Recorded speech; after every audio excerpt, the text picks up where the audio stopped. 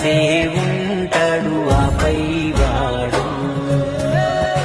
ఈడ ఎవ్వడు లేడు జరగాల్సింది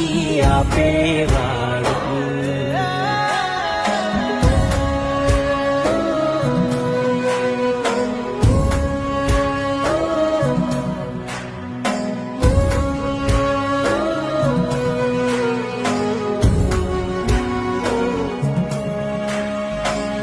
అడిగి పుట్టావా మీ అమ్మకు నువ్వు చెప్పేవన్నొచ్చావా మీ అయ్యకు